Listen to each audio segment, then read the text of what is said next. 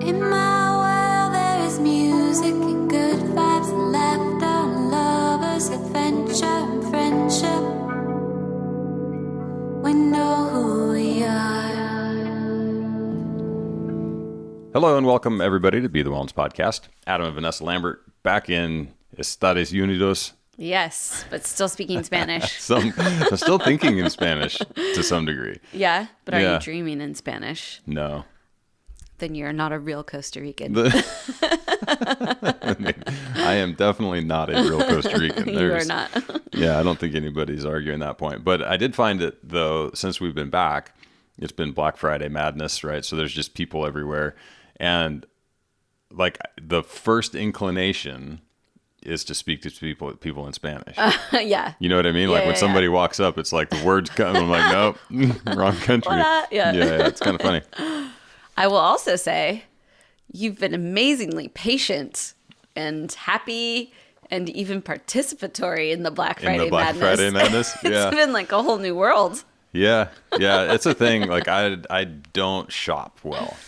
Like Amazon has been the best thing in the world for me. You know, it's like I don't know. Like I think there's probably people out there that can relate to it, but it's like I know what I want for the most part, and I just want to go get it. Mm-hmm. And I don't want to have to like try on 50,000 things and like go through all of that. You know, it's just like it's not fun for you. Yeah, it's not fun for me. It's like I'm like, okay, it's a means to an end, you know, where like for you, it's fun. It's a process. I You're love like, you shopping. go out and you try all of the shit on and you do this and you do that and you like spend an hour in a store and not buy anything and like, Yeah. so it's just a different thing. It's totally a different But, thing. It's a sport for me. It's a sport. Yeah.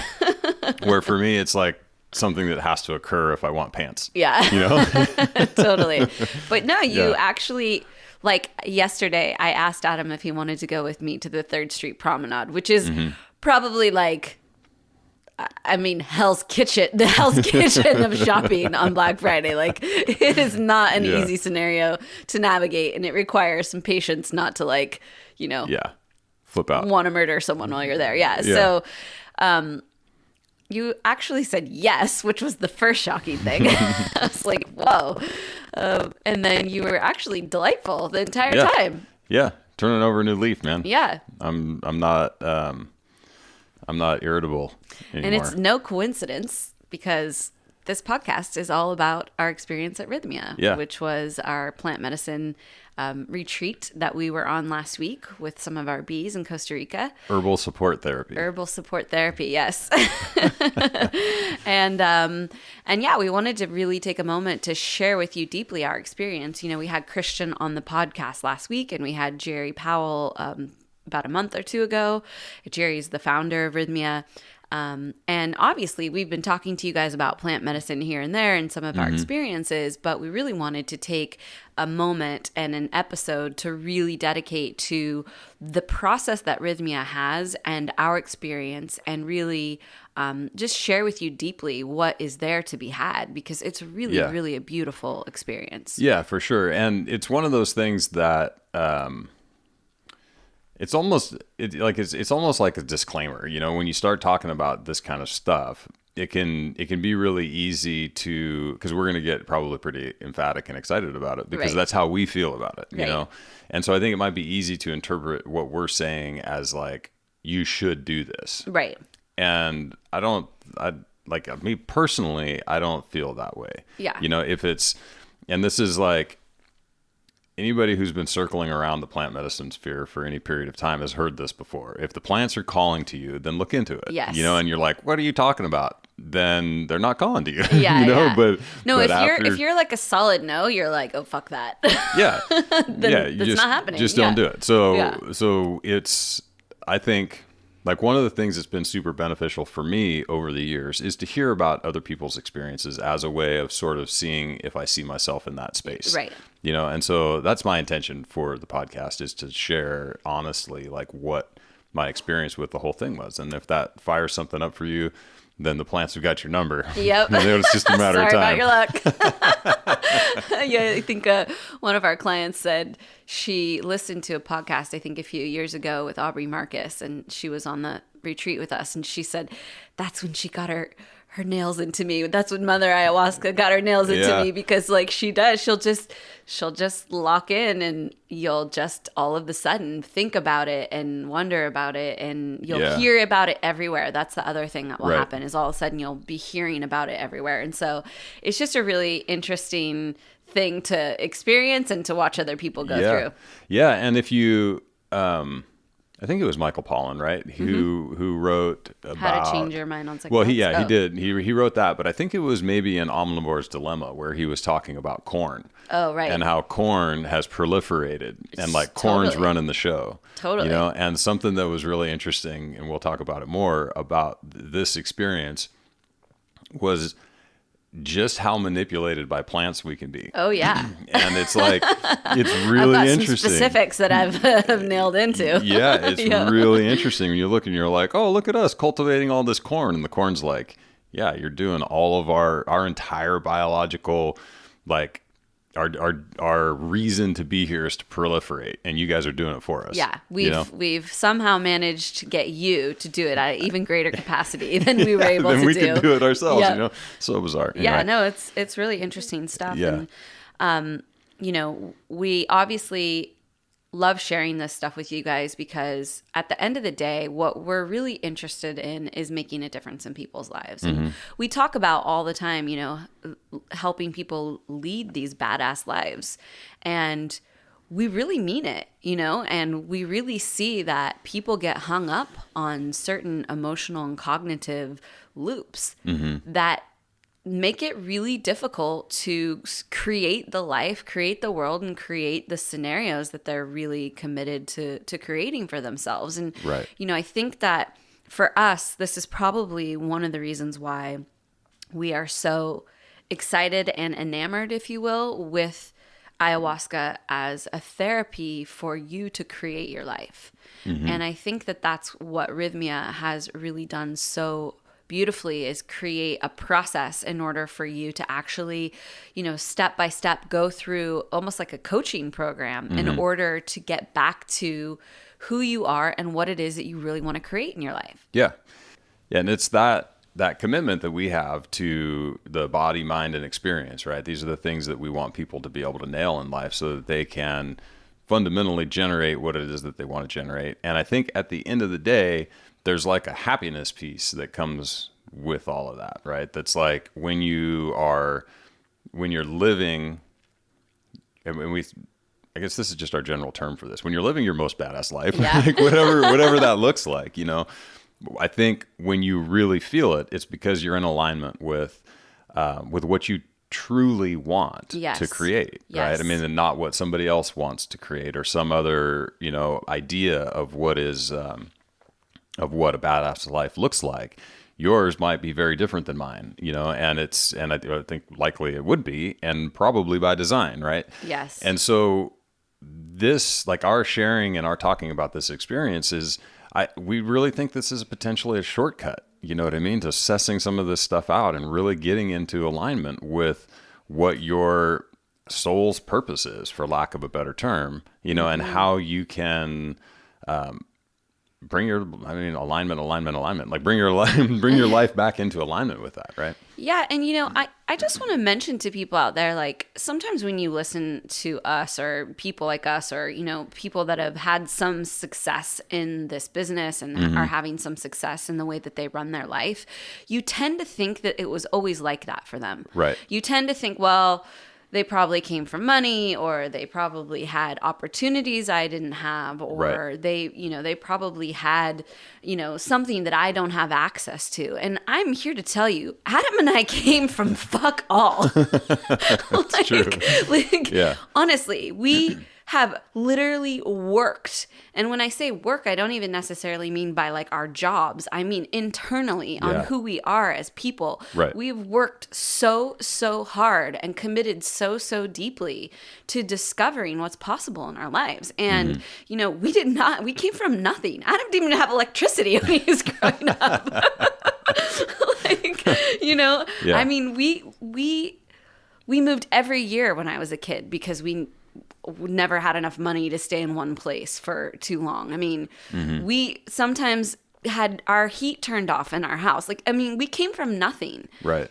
And so I just want people to understand out there that no matter where you are, no matter what you've come from, that it is possible to start creating the life that you want to create. And you know, if there's something inside of you that's dissatisfied with the way it is, don't give up. Yeah. You know, totally. sometimes you have to surrender to what is there and truly accept what is there for now, but don't give up. Yeah, totally. And the thing, if there's any one thing, like if I was going to put a pin on one thing that I got out of this experience at Rythmia, which I think fundamentally has just cemented what I've kind of known to some degree, but it like made it really palpable, is this idea that the power to heal and do is within you.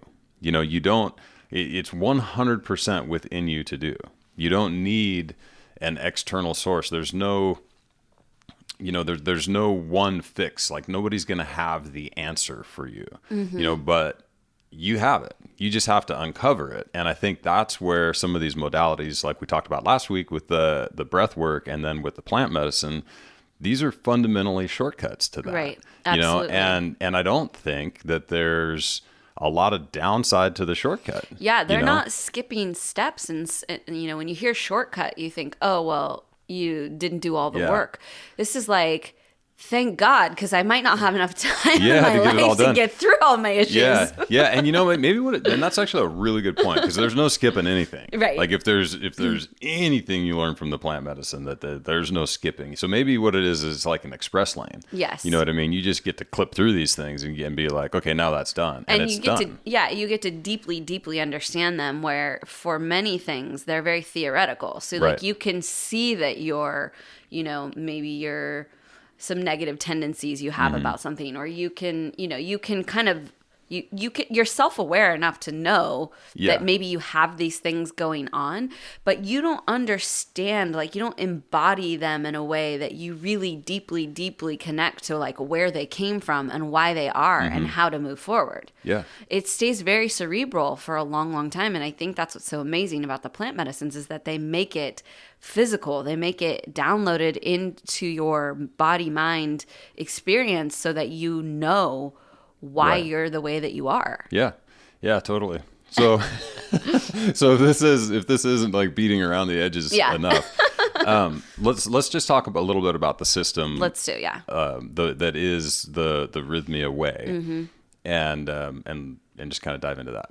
Yeah. So, and I think this is really important because, you know, Adam and I are no strangers to plant medicine. We've done hallucinogens and mushrooms and, you know, different ayahuasca in different settings. And I think what we were so blown away by is this method that Rythmia has created to really progress you through the experience and to understand what's happening. And so the three sort of steps that they lay out are: show me who I've become, reunite me with my soul at all costs, and heal my heart. Right. And so we'll dive in a little bit to like what each of those means, but essentially this is sort of a formula for you to follow, or an intention set, if you will, so that you know how to navigate this experience in a way, and you have some context of what it is that you're trying to retrieve in these plant medicine ceremonies, and what you're trying to, you know, sort of retrieve and achieve. Right.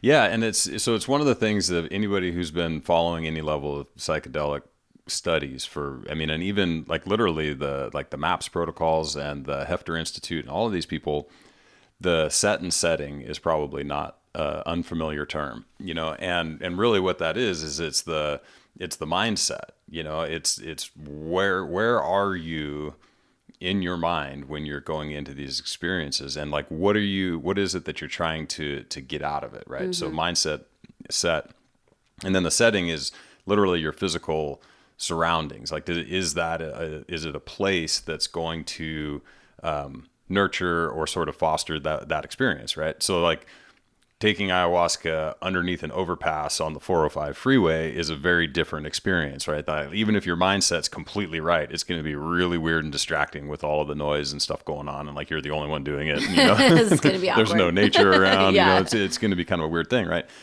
So creating that space, and in the sort of, you know, in that circle, it gets called space or a container for this experience to exist, it's a very important part of how you go about this. And so I'm mentioning this because if you don't have a lot of experience with that, or even if you do have experience with it, there's nothing quite like being in the company of people with shared intentions. And I think this is one of the things that I think they really nail with this, is laying out these 3 sort of steps. And this could happen all at once. It could happen in the breath work or meditation in the very first night. It could happen anywhere along the line. But when you get through sort of the group intention of those 3 steps, it really helps like bring the set and setting together to have what I think is the best chance of a real breakthrough experience. You know, and that's something that I hadn't really considered going into it, because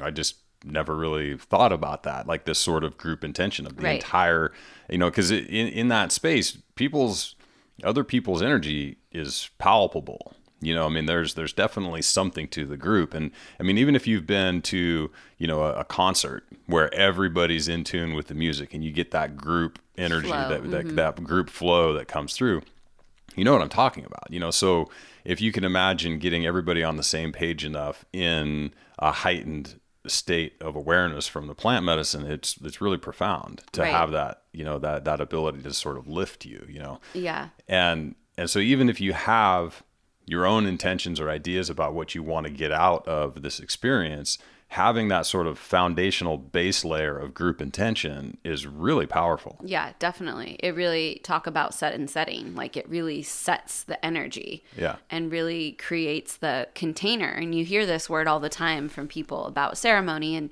you know, there's a space that's held by those group intentions that is really beautiful and powerful. And you feel like you're part of, you know, a transformation that's your own, but also bigger than just you. Yeah. Yeah.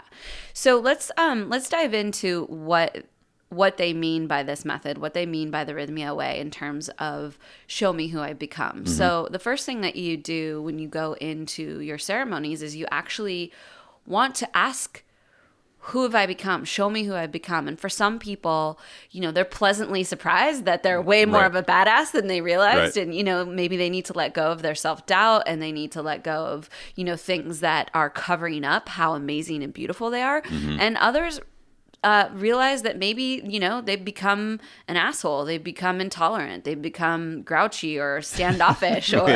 Wait a minute. Those all sound so familiar. I'm not looking at anyone in the room specifically. But, you know, and you can talk about your experience and what you did discover. But I think that, you know, more often than not, and this is what Jerry confirmed, is that most people find out that they are not super excited about who they've become. Right. You know, they can see obviously that there's beautiful pieces of them, but oftentimes they realize that they're living pretty out of sync with their true selves. And, you know, that is a rude awakening, but that is where the magic begins. Yeah. Right. The wound is where the light enters, like Rumi says. Like that's the moment where now there's possibility. Right. Because you've acknowledged who this person that you are as of now is. Right. And you can truly look at it from, you know, a sort of just a I don't know, a critical point of view. Oh, yeah, more objective point of view. Yeah, right? more objective, thank you. More objective point of view, and just say, oh, okay, well, this isn't in alignment with who I want to be. Right. Yeah, who was I? You know, and where did these wires get crossed? Yeah, and it's pretty interesting stuff, you know, to be able to look at. And one of the things that I think they do, which is super cool, is that at the very beginning, so they've created this labyrinth there. Right. That has 6 turns in, 6 turns out. And they have you go through this process of intention setting there where it's not just intention setting, actually. There's a setting down of beliefs. And I think it's a really, really great way to open this sort of experience, especially for somebody like me who is like my default setting is skeptical, you know, and I tend to worry and ruminate on things that are going on. And I have a hard time, like if I've left things sort of on the stove, you know, it's really hard for me to not think about them. Right. And so one of the things that they have you do in the very beginning, and this is something that you could just bring into your daily life, you know, Right. is to do something physically that represents setting down some of these tendencies, right? And so I think one of the examples that they give is of one of these things that you might want to put away for the week is, oh, I'm always worried about my kids, or I'm always worried about money, or I'm always worried about whatever. And those things they might actually serve you well in your life. You know, it's good to be worried about your kids if you're a parent, you know, and if you need to worry about money, you should sort it out, you know? So, but those thoughts are probably not going to serve you very well in this experience, which is fundamentally a selfish experience in that you're looking inward. You're not Right. there to sort Fix out somebody anyone else's else. stuff. Right. This is you for you. So you go through this process in the labyrinth where you set down or set aside 6 things that you're just not going to worry about for the next 7 days. Like, I'm just not going to worry about these, you know. So it's a week, you know. I was planning on being on vacation anyway, you know. I'm going to set down these things for the next 6 days, 7 days. And then on the way out of the labyrinth, you think about the awarenesses. You know, as you walk back out, at every corner, you just stop and see what's there, like as an awareness. And maybe something pops up, maybe something doesn't. But over the course of the week, as those awarenesses arise, you write them down. And then to close this whole thing at the end of the week, you go through this process again and you make the choice of which of those worries that you set down for 6 or 7 days that you want to pick back up again, and which of those awarenesses you really want to keep. And it's such a good way to open and close this whole experience that it really sets you in the right frame of mind, you know? Absolutely. Yeah. And then, so let's move on to the second piece of it, which is reunite me with my soul Yeah. at all costs. So, the first piece is, you know, really getting to look at who you've become. The second piece is, you know, the belief that at some point during our childhood, usually I think they say from like 2 to 5 years old, there was something that caused our soul to split from our human selves. And that the rest of our lives, we really go about trying to reconnect with our soul. And, you know, I think a better, or maybe not a better way, but another way of explaining that is, you know, we all seem to be seeking for our purpose, right? We're seeking for that thing that makes us feel whole again. And it could be through our work or through our kids or through whatever, but there's that sense of I want to create something in order to fill myself back up. There's a void that needs to be filled. Yes. And so the idea is that, you know, the whole purpose of the soul is to go through these trials and tribulations and to be separate from the soul and to go through those hard times or go through those, you know, circumstances that actually lead you on the path to joining back up with yourself so that you can feel reunited. And so there's, you know, all different kinds of ways that this occurs to people, but, you know, this is about going out and in this state of, you know, altered consciousness, looking for your soul. And for Adam, it showed up as a little boy. For many, it shows up as a small child. You know, and again, we can talk about some of the specifics of our experience, but the goal is that you actually go and find that missing piece of yourself and you reconnect it. Right. And another, just to add on to that, is that this is a natural process. Like it's entirely possible. And there's, you know, a fair amount of people who kind of, I think, get at this from different angles, you know, Bruce Lipton being one of them, that fundamentally this is what the human experience is. Yes. You know, there's this divergence and then the rest of the time you spend trying to reconnect, Right. you know? And if you don't purposely and intentionally do it, you'll do it at your death. Right. And you see this with many people laying in the hospital bed, you know, people who have carried grudges or who've carried thoughts or things with them their entire life that on their deathbed, finally this thing lets go, and finally they can see the beauty, and they can see the life and the love and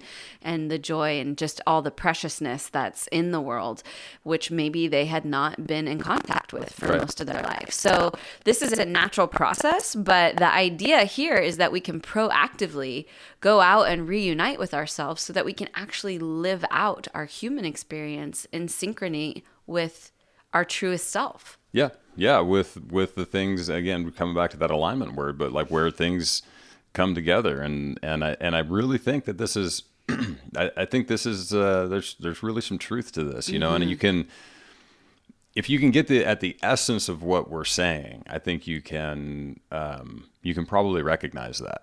Yes. It's like the language. This is where the ability to communicate via the English language or any language becomes limiting, because something we say might not resonate with you. But if you can get to the overall gist of what we're saying, it probably will feel, somewhat accurate. And I know, like for you, when you were super sick, you had this experience, right? Like you were on, I mean, it seems like almost dramatic to say, but like at the brink of death. I mean, fundamentally, like it was 100%. no joke, where you were. And I think that it did a lot to kind of bring you, back together. And you got some of that experience this week too. Yeah, definitely. No, I got, one of the things they say when they're talking about this reunite with your soul is that a near-death experience can facilitate that same reunion. And when I was, in the plant medicine, asking about it, it said, when you reunited with your soul,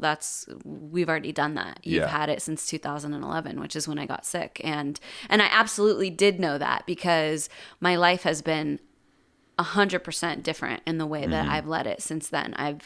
I've obviously you get a little off track here and there, but I've been very much clear on what makes me sick inside as a human and what makes me feel empowered and living my fullest expression. And I have little tolerance for living in the sickness since then. Right. Yeah. Right. And living in full expression, I think is something worth hovering on, because that is, again, with our body, mind, and experience concept. I mean, that's really it. We want you to live in the full expression of your physicality, whatever that means for you, and the full expression of your mental abilities, your mindset, like who you are and who you show up as in this world, your presence, the benefit that you provide to others just by being around, right? Like that's your full expression. And then of course the experience piece is like the physical manifestation of all of it coming together, but it's really truly your self-expression. I mean, to kind of hammer on the like landmark side of it, I mean, that's the whole point, is to be fully self-expressed. Who are you? What are you bringing to the table? Yeah, absolutely. And and this is definitely a way of sorting some of that out. Yeah, absolutely. Yeah. So the last step is heal your heart. So as you could imagine, being split from your soul, it was probably, some painful moments living out of synchronicity and out of alignment with who you really are. And so we all have had pain. We've all had heartbreak and loss and sorrow and disappointment and, all of these things. And so the final sort of step of this is to actually look at your heart, see what's there, what's damaged, and and heal it. And sometimes for people, that means they get a whole new heart, gifted to them from the universe. A brand new one. Yeah. So, obviously all of this stuff sounds, a little esoteric or a little out there, but, the thing about the plant medicine, and, maybe we should just take a moment to really explain what ayahuasca is. And it is 2 plant compounds, the ayahuasca plant and what is the other one? Chacruna, yeah. So ayahuasca has DMT, which is, that you often hear it called the spirit molecule, or it's basically the molecule in your brain that we naturally produce, and it's naturally occurring at death, that gives us sort of a psychedelic otherworld ethereal experience. And so when you drink this brew, it's a liquid brew that they create, the ayahuasca plant has DMT in it. However, your stomach will metabolize the DMT and you won't actually get the psychoactive benefit. So the chacruna, miraculously, they discovered this in the Amazon, however many thousands of years ago, Yeah. that if you added this second plant constituent, that you could actually neutralize the parts of your stomach that would metabolize the DMT. So Yep. it becomes actively available Yeah. and crosses the blood-brain barrier to give you a psychedelic experience. Yes. Yeah, it's getting you access, right? Yes. It's getting the plants access to your base code. Yep. Fundamentally, which just from a botany perspective is fascinating that they sorted this out. And in most of the traditions, it seems like, if you ask the shamans or whatever, they're like, well, yeah, the plants told us. And you're like, right. Yeah. Okay. But how did they tell you? Or no, the ancestors told us or something, but at the end of the day, they sorted it out one way or another. They got a root fundamentally in a vine that's very high in DMT. Almost everything contains dimethyltryptamine, anything that's alive. But ayahuasca seems to have a pretty high concentration of it. And then they found a plant whose leaves are MAO inhibitors. The monoamine oxidase pathway is what normally breaks that stuff down. And they're an MAO inhibitor. And you mix the two things together and voila, you got plant medicine. Yeah. Yeah, it's bizarre. And then you're tripping balls.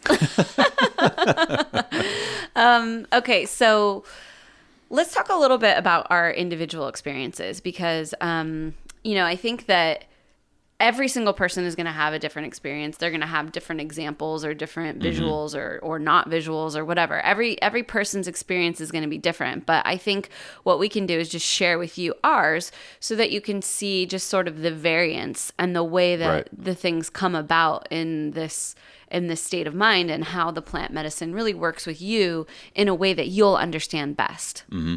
Yeah, and I think that's a really solid point to bring up because there are people who drink the medicine, fall asleep, and wake up in the morning and like they had a great night's sleep and they just feel great. Yes. And that is one type of experience to have. For sure. And many people, so they call it a nada, and many people will think, oh, the plant medicine didn't work. Right. But man, I feel great. And yeah. And all these things that I was worried about, suddenly I'm not really worried about anymore. So actually, it's a coveted experience to have, which means you kind of just got like all the benefit without all the hard work. Yeah, you just got the freebie.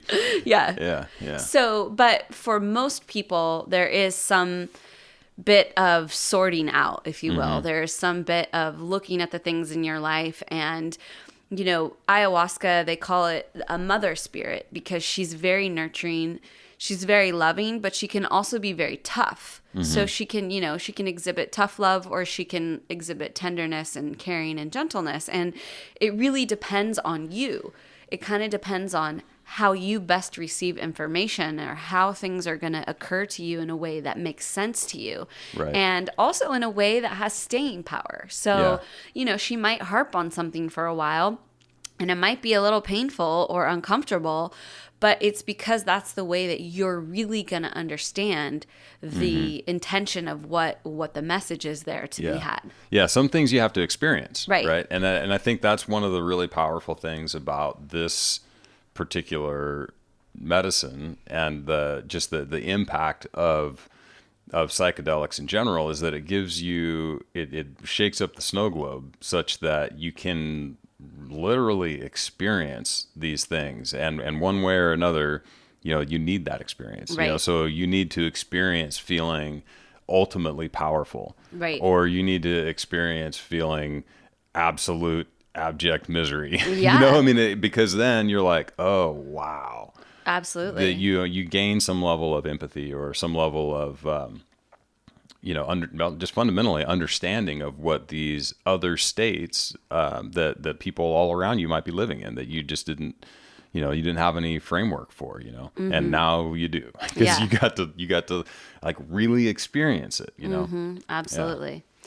Yeah, so maybe we'll just dive into the first night a little bit. Yeah. And, my first night was pretty interesting because I pretty rapidly clicked through all three of the steps in terms of, show me who I've become and reunite me with my soul and heal my heart. Because, again, like we mentioned before, I had this experience in 2011 where my appendix ruptured and I had complications from it, and I ended up in the hospital for a better part of a month, and was very, very, very ill and near death. And near death in the sense that I knew I was near death. Right. Like, you know, I obviously the doctors and the very worried looks on their face and the way that everyone was sort of treating me was indicative that things weren't going well. But I personally knew and could feel that I may not survive, and that this was sort of quite literally a do or die moment. And in this process, you know, in a month of being in a hospital bed and in and out of deep sleep and deep meditation almost, I had a lot of realizations of kind of all of the stuff, who I'd become, and just really had this miraculous sense of coming back into myself. And I lost so many fears. I lost so many things that I'd habits and things that I'd allowed to run my life that, again, were not in alignment with who I'd become. And so it really showed me. It said, you know, you did this in 2011, and you know that you did this. Right. You know, you remember. And I was like, you know, as soon as she said it, I was like, of course, yeah, 100%. That's what I did. And to be fair, it was great. Sort of affirmation to kind of, she sort of showed me the before and after. Like, you remember what it was like before you were with your soul. You remember how scared you were and how paralyzed you were, and how out of balance and just not loving myself. And, you know, and she just, you know, reminded me that since then, my life has been completely different. And it really has. It's why we have our business. It's why I, you know, had 3 albums, and, you know, I had a music career. It's because I just set aside all the things that were getting in the way and finally started taking action towards what was important to me. Yeah. And fearlessly taking action, because a lot of the fear had subsided, to be honest. When you almost die, there's not like a lot left to be afraid of. Yeah. Yeah. And so I just had less fear about everything, because it was like, well, man, I get a second chance at this. I'm going for it. Right. So for me, that was really amazing. And then, you know, looking at my heart, you know, I realized that it was very, very whole. It was very beautiful. In fact, I pulled it out of my chest and held it at the sky, and it was like full of rainbows, and like it looked like almost like a Juicy Couture. Like, I don't know, like, they usually have like crowns and rainbows and like trinkety shit. It's just like, yeah, it was pretty blinged out. It was bedazzled. It was bedazzled and had rainbows coming out of it. So I was like, my heart is legit as fuck. Yeah. Put it back in my chest. Put it back in, yeah. And my heart was like, thank you so much for taking such good care of me. I was like, no problem.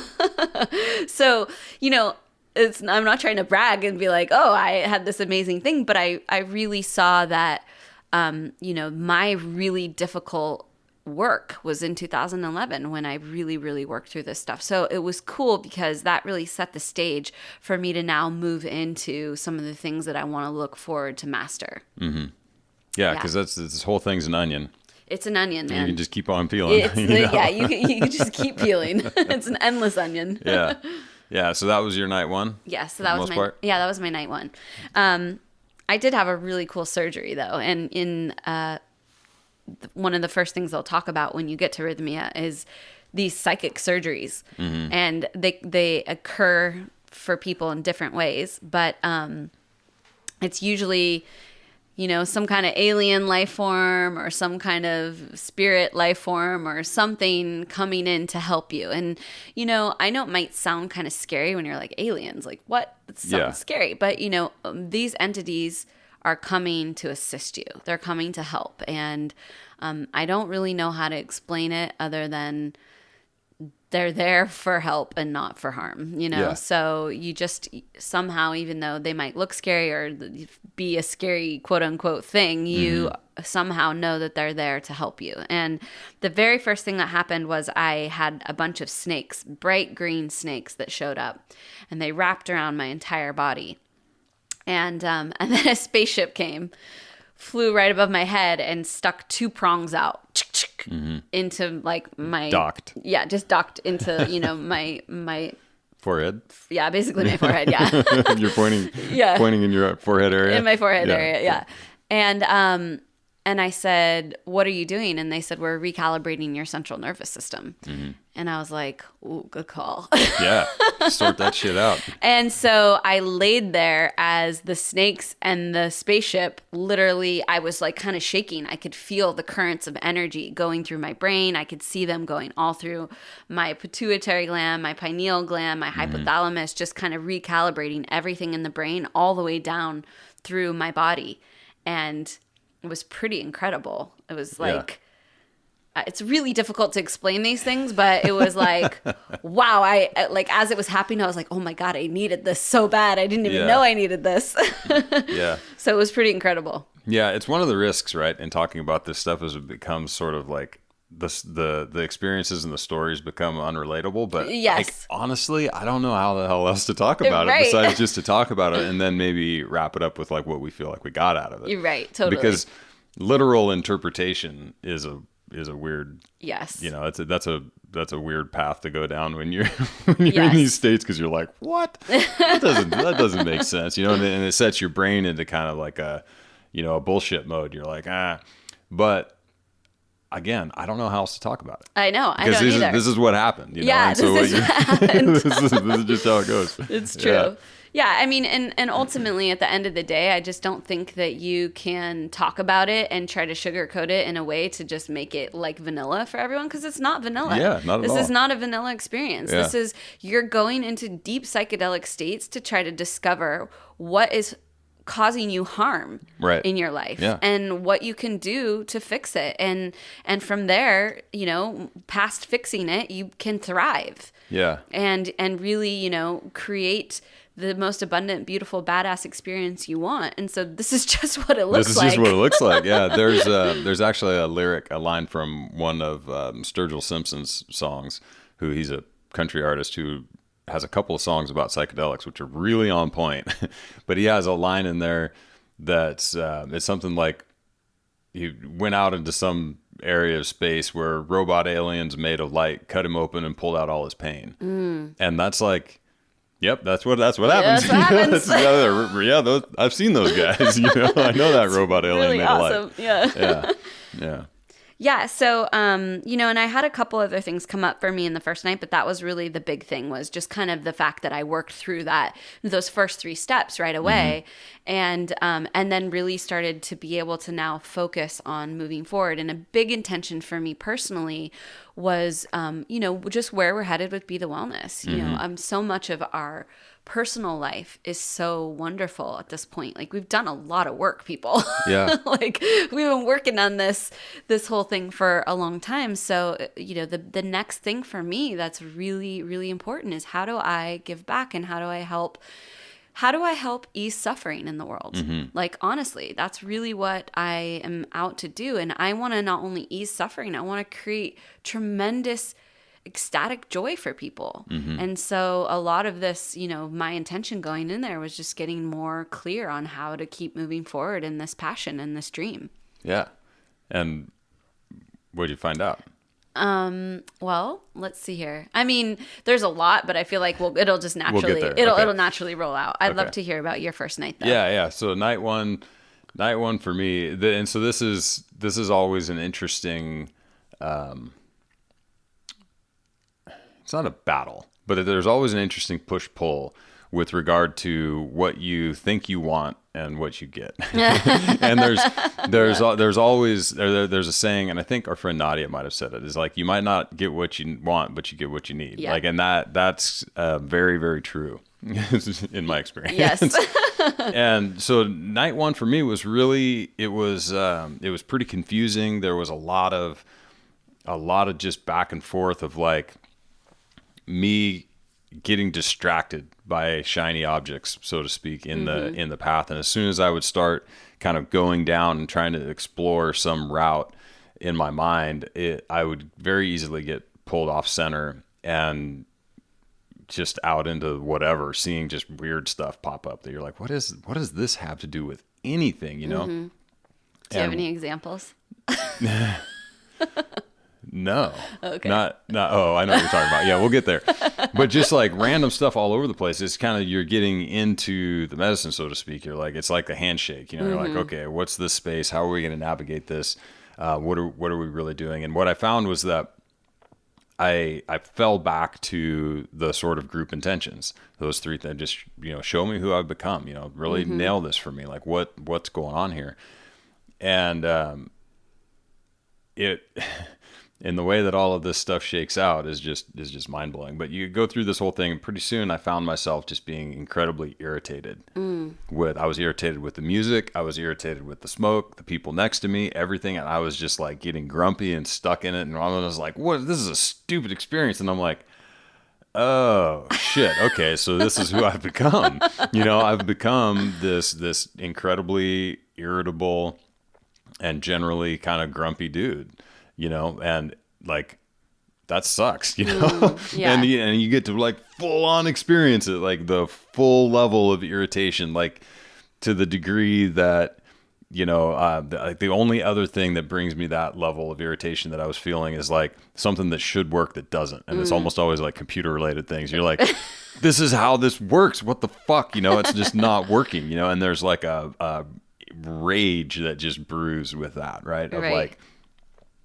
something a puzzle that I should be able to put together, but I don't have all the pieces. And it's like, you bought a box that was missing the 4 important pieces, it's like that level of frustration.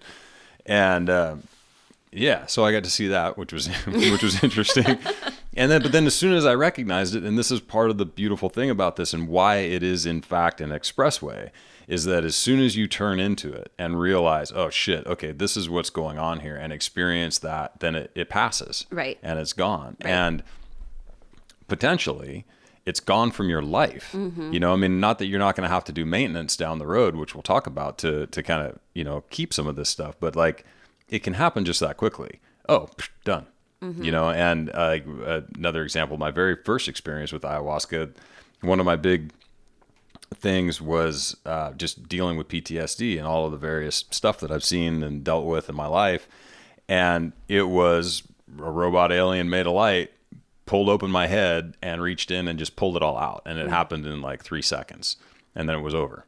And that was a number of years ago. Right. And it's still gone. Yeah. Like it's not a problem anymore. So these things can just happen. Right.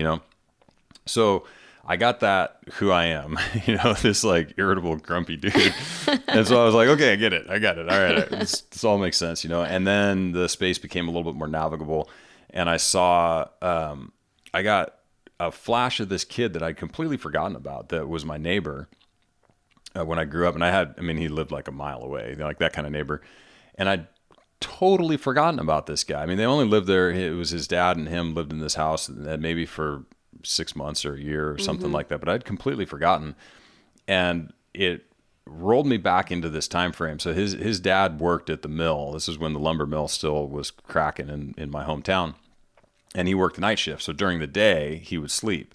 And so he had electricity and like video games, and so I remember we were playing Nintendo Duck Hunt, which was like that silly one. You get the little gun and the little ducks fly across the screen and they're like, wah, wah, wah, wah, right. And then you shoot them.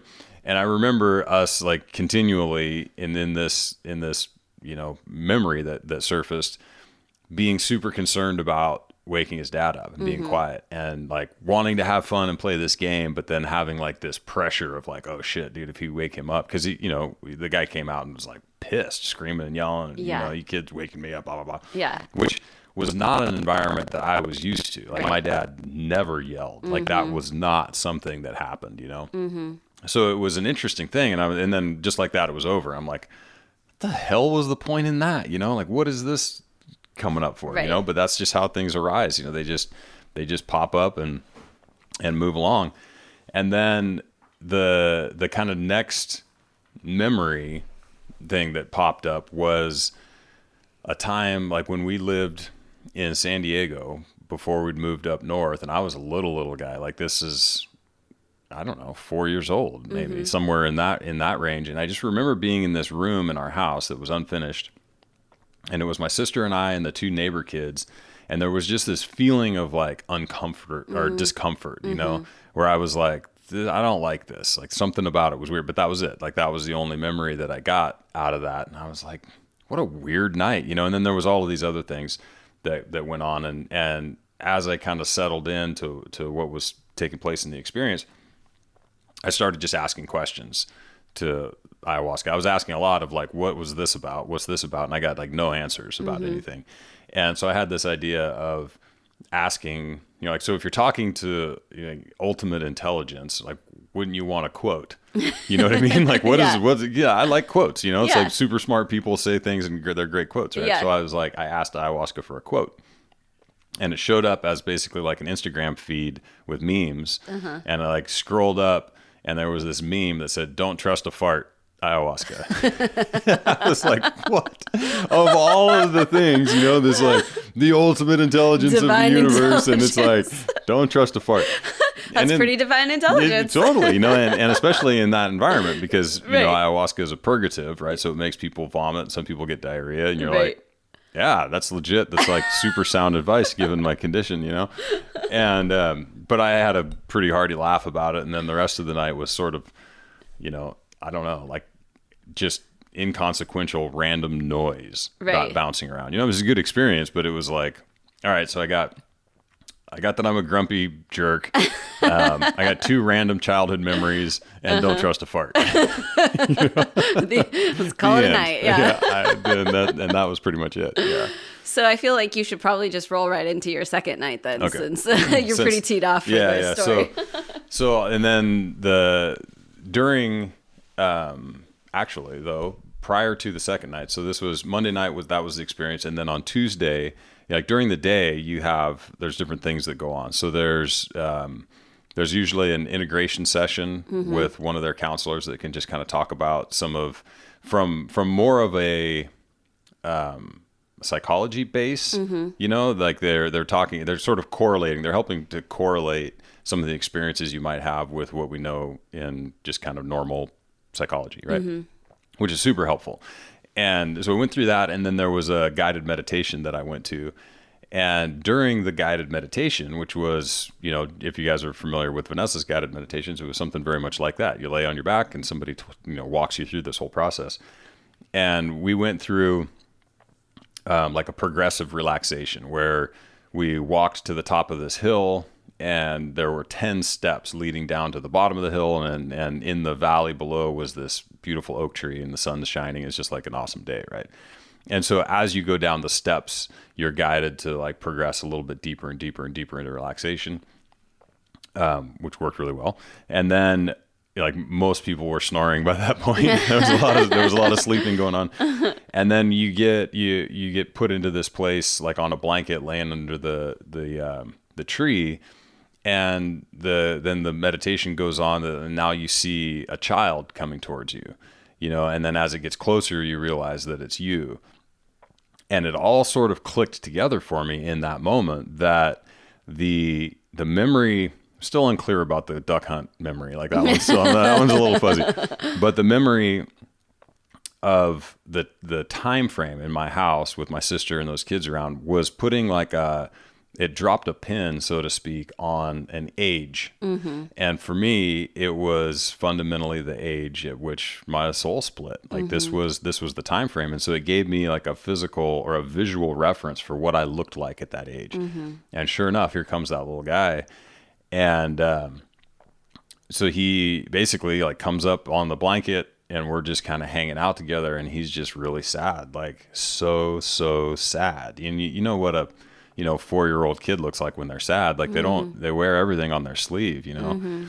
And it was absolutely heartbreaking, you know? I mean, and keep in mind, this is, you know, not under the influence of plants. This is just in this guided meditation. And so I basically struck up a conversation with him, you know, and was like, but all I could really do was just apologize. You know, I told him over and over and over again how sorry I was that we split, you know, and that I left him there fundamentally, you know, and it was, I mean, it brought me to tears immediately, and it was like heaping, sobbing, you know, just ridiculousness, thinking about having this conversation with fundamentally like my inner child, you know, and how, and how disconnected, like I really saw how disconnected from that little guy that I had become, you know, and there were certainly times in my life where, you know, things were closer together and farther apart and back and forth. But at the end of the day, I had an opportunity to express just how sorry I was to this guy, and he had an opportunity to forgive me, which he did. And it was like, I can't even describe the relief. You know, it was like a weight had lifted, and it was remarkable, you know. And then he turns into this other little guy, you know, I mean, same age range, but there's literally a picture that I have of me as a kid. My dad's holding me, and I'm like squeezing his nose, and I'm just like elated, laughing. Who knows what we were doing, but just joking around in this picture. And then the joy that was in that picture showed up in this little guy that was fundamentally me. And then I felt that. Like I felt that deeply in my being, you know, that joy exists and was fundamentally part of me, you know, and so that he forgave me and like just kind of reached out and put his hand on my stomach. And then I saw in like this time lapse of him progressing through my entire life, you know, to fundamentally become me, like looking in a mirror, you know, looking back at myself. But everywhere along the way, in this, you know, the timeline of so I was probably like 4 years old or whatever. So like 36 years, 38 years of time, just like in cross-sectional slides, went through, and he paused on every age and every decision and every like stupid thing that I'd ever done that occurred because he wasn't with me. You know, like you did this because you know, this happened because we were apart. You didn't have your soul. Like this decision was not yours. Right. You know, like if I had been with you, we wouldn't have chosen to do this, you know, and it was almost like forgiveness. And now that I'm saying it out loud in this, because it's not the first time I've told the story, but I really do feel like this might have been actually heart healing as well in the same moment that went through, and I basically got forgiveness for all of the situations that I'd found myself in and put myself in and things that I put other people through because I didn't have a soul, you know? Yeah. I mean, you can't blame a soulless guy. Yeah, like, dude, what do I know? Yeah, like this, I had this little smiley, happy kid, and he's not with me, so I'm making shit decisions. I mean, it sounds a little bit weird, but that was the experience. And then as we rolled out of the meditation, we walked back up the steps carrying this guy, you know? And so the idea was take your kid up to the top. And every level that we went up and eventually getting to the top, that weight that I felt lifted felt like it became more and more permanent. And at the end, to close the meditation, it was this, you know, sitting on top of this ridge, and the weight left with the wind. You know, like I don't know how else to say it, but it was just gone. And now that guy he's back with me and like fundamentally available when needed. You know what I mean? To reach in and get an idea of what's going on. And I think so even just in the last week, I've sort of tapped back into that to some degree for how to think about things, you know, like, and so it's incredibly useful, like immediately palpable and useful to have your inner guide back, you know, and Totally. it's bizarre because I know like you make so many decisions from intuition and like these ideas just come and you're like, no, I know this is right. And that has not been something that's been available to me, you know, and part of it I've always blamed on just the way that my brain works. I'm more analytical. I like to see all of the pieces and then make a logical decision and all of this kind of stuff. And that's all still true for sure. Then obviously there's good and bad that comes with that. But I lacked a real fundamental, deep-seated feeling for things that I feel like I've regained to some degree, you know, and it's like, I have a consultant, you know? Yeah. And we'll see, you know, how wise he is over as the years progress, but at least he's there, you know, I got a sounding board. So that happened during the meditation on the second day, which was remarkable, you know? Yeah, and one of the things I think is probably important to note is you had a little episode in the first night about how much of your spiritual compass comes through me. Oh, yeah. Yeah, that's a good point. Yeah, and I think it's really important to talk Yeah. about because I think there's probably other people out there that's their spiritual compass comes through others as well. Right. And it was a really cool like point that you came to. Yeah, and basically what had, yeah, and that, I mean that's a good summary. But there was a whole experience around almost using you as a filter for how to think about things more mindfully or more from a spiritual place, and which is kind of an unfair pressure, frankly, to put on your spouse, you know, or anybody, you know, and because. I mean, unless that's your arrangement, right? So if you have like a guru that you're following or whatever that's helping you through stuff, then that's one thing. But ayahuasca made it very clear that my relationship to my own spirituality and my sort of path of understanding consciousness, for lack of a better term, is mine, and I need to not rely on you for that, and that I, you know, have access to kind of my own Compass. I don't know, compass for it. Yeah, which was really interesting. Like it was, and that was profound. So yeah, thanks for bringing that back up. No, I just think it's really key because, you know, obviously I put myself out in the world as someone to be a catalyst for people to find themselves. But I do want to differentiate that, like, I'm not anyone's guru. Like, that's not what I want to be or who I am or whatever. Yeah. Like, I'm literally the person who loves you and wants you to find your compass yourself, you and the proverbial else. you. Yeah. But, you know, and I think that that's really important for people is that we sometimes get lazy in a way, right? We just lean into a dogma or a spirituality or a religion or whatever.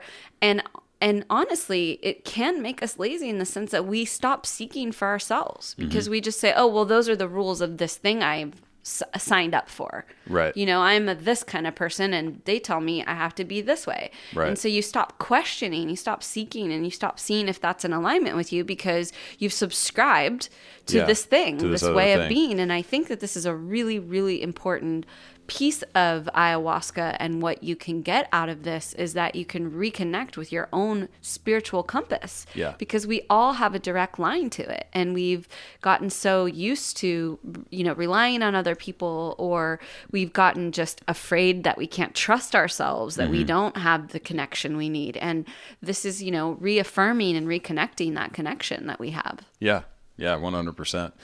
Yeah, it's it's an interesting one.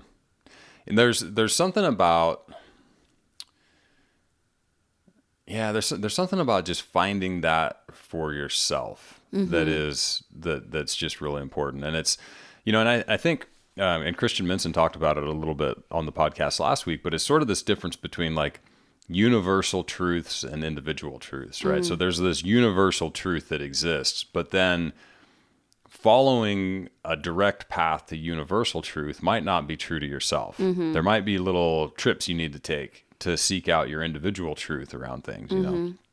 And I think that that's kind of what we're talking about is you have to find that individual truth, you know, and do what's best for you based on that, you know, in spite of, or in light of, I guess, maybe the sort of more fundamental truths, you know? Right. Totally. Totally. Makes sense. Yeah. It's like, you get to choose the shade of the color that you want to participate in. Yeah. Well, and it's like again, what Christian was saying about being a monk and then hitting a point where he's like, no, I really do think that this, I mean, there's really something to this monastic order, but for me, I need to shift directions and go over here and line, you know, and wound up in the breath work, right? So so I think that it's a multiple paths in that.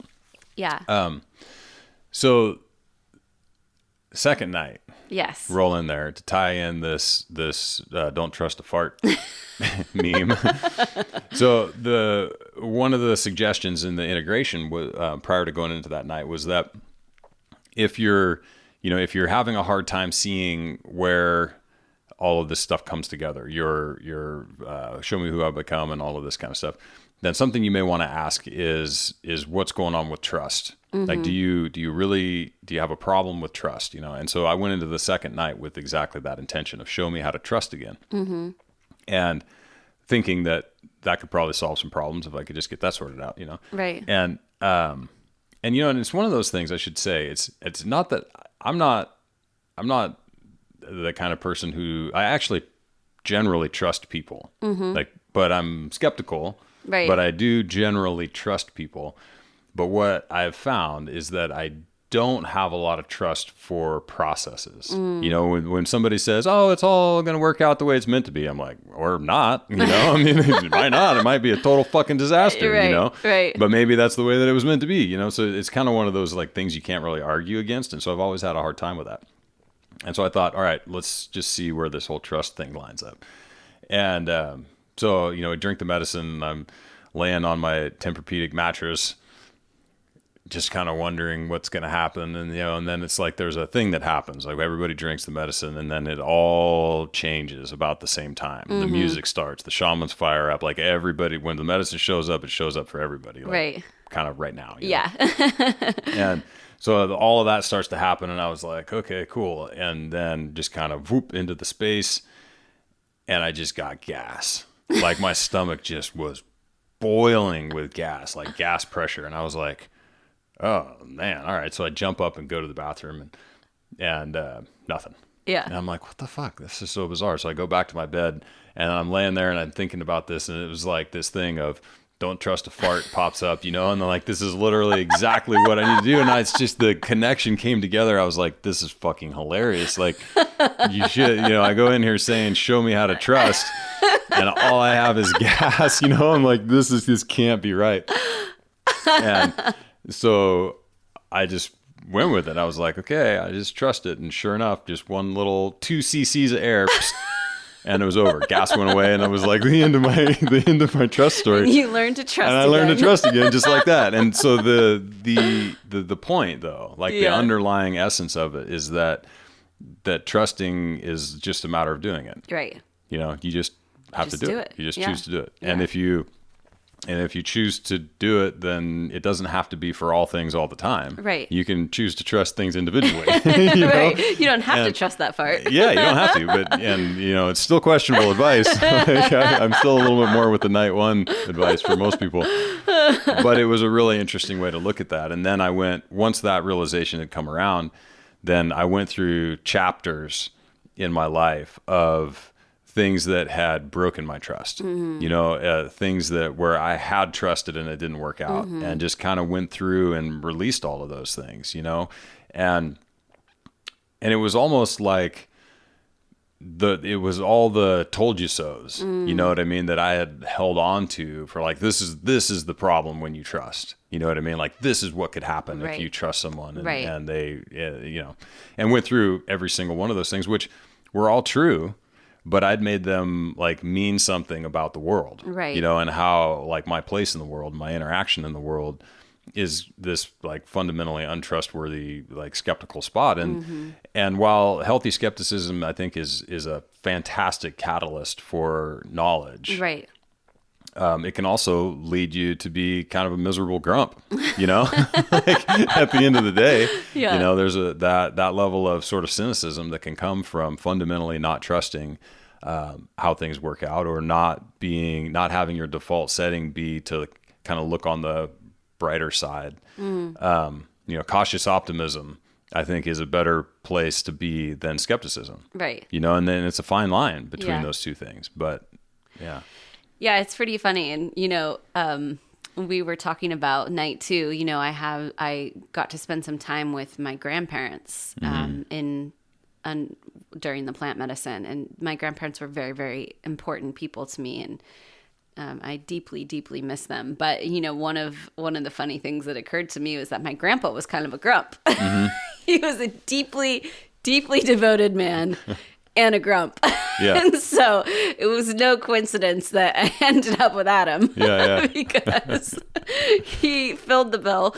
And it was pretty funny, though, because even in Adam's, realization that he'd become this grumpy person, like, it's funny the way that the magic of it works, where it's like, I still loved him. Like, I loved him because of his grumpiness in a way. Right. Like, to me, that was comfortable and reminded me of, like, that safety that my grandpa showed me. And so, like, it's just really funny because when you hear something like that, you think, like, oh, like, that's a bad quality of a person. But it's not necessarily. It was where you were for the time you needed to be in to understand this lesson. And the beautiful thing is that, like, the energy of the world can also provide you a lot of love and support, even when you're not in your highest expression, Yeah. And so now you're realizing, oh, I have this grumpy sense about me, and I'm realizing, like, I don't necessarily need to be with a grump anymore. So it's working out really Yeah, it's well. all working out. Yeah.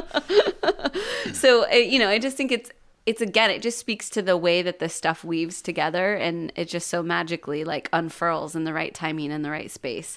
So, I feel like night 2 for me, night 2 was pretty radical. So I hung out with God for a while. Yeah.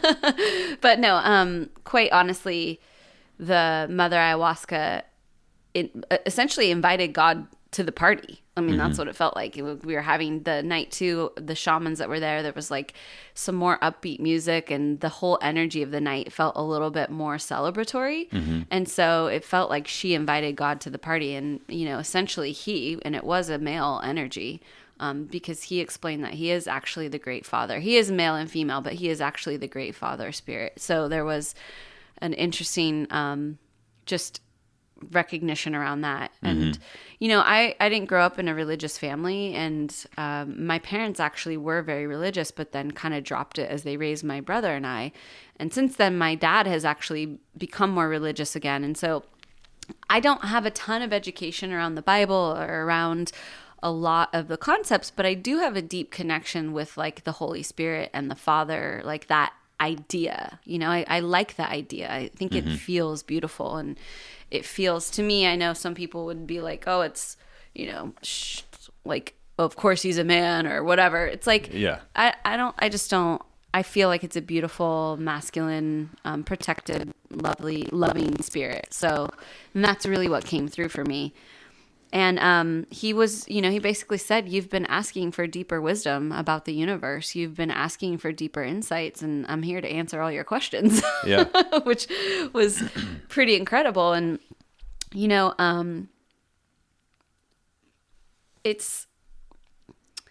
I think my purpose in the world is really to help bring people back home to themselves. And so part of my struggle is understanding why anyone would want to participate in war or, evil or harmful acts. I've always struggled with why that is. But what was explained to me is that we really are created in the image of God, which is the great creator. He is the ultimate creator.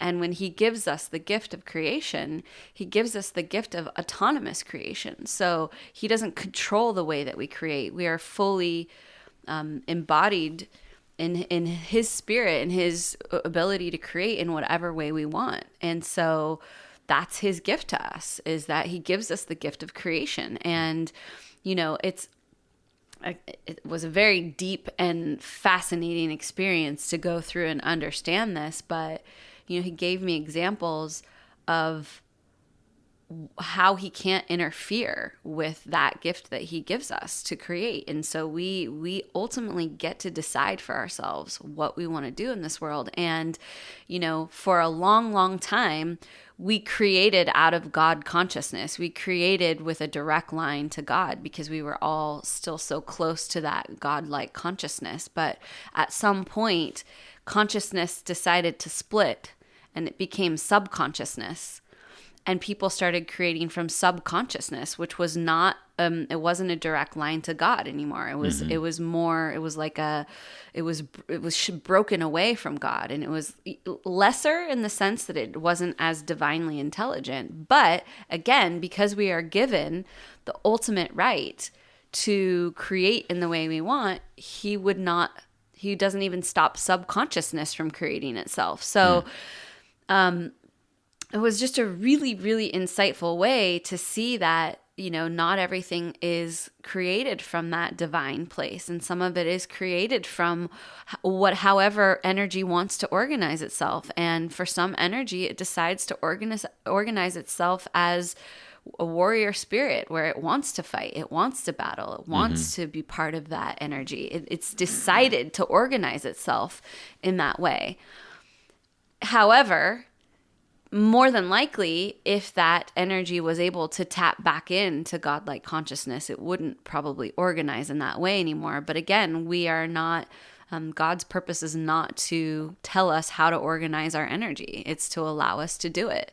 And so, this was like, it's kind of hard to explain or, go too deep on it, because you feel a little self-conscious, like all of a sudden you're getting into...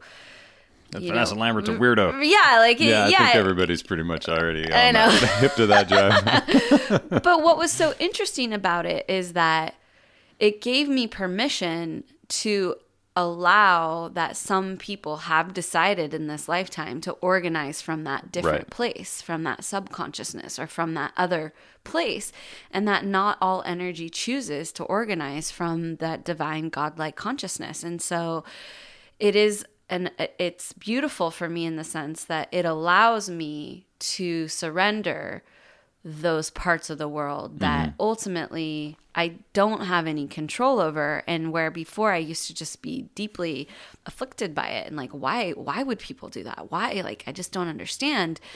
Somehow that energy has decided to organize in that way. And the best thing you can do is organize with the biggest connection to the God frequency that you can. And hopefully that starts to be an infectious wave of energetic, offering into what's out there. So it was just really, honestly, I could go on and on about the different lessons and the different things that were imparted that night, but it was such a deep, deep, beautiful wisdom, because what it really reaffirmed to me was that it's really only my job to create from the consciousness that I choose, and that I can just be that beacon in the best way I know how.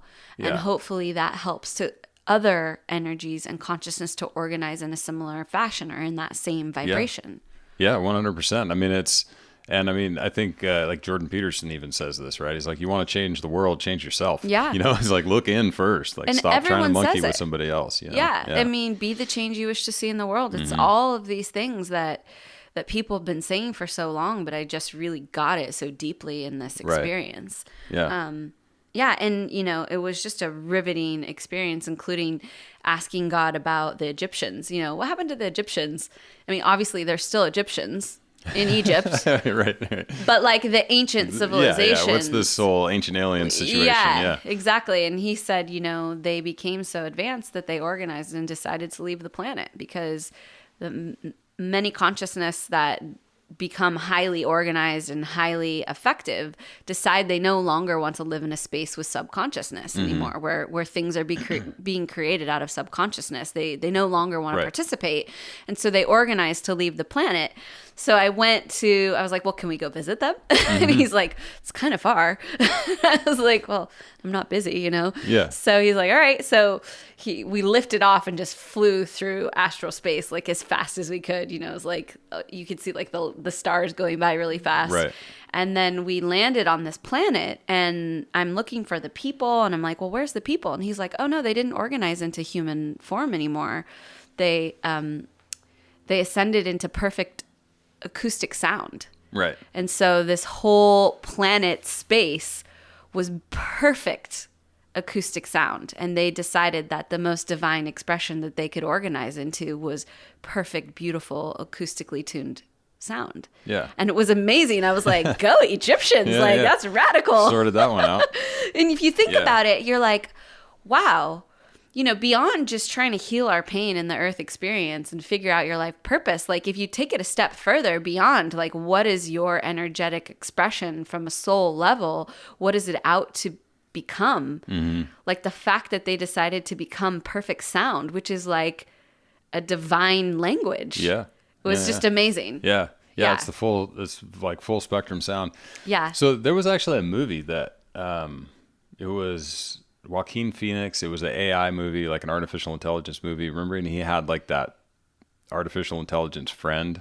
It was a woman, and like he ended up like falling in love with it, right? Her. Yes. So this was fundamentally the deal, right? This AI got introduced and spent all of this time with all of these humans and decided to leave. Yeah. It was like, all right, I'm out. Yeah.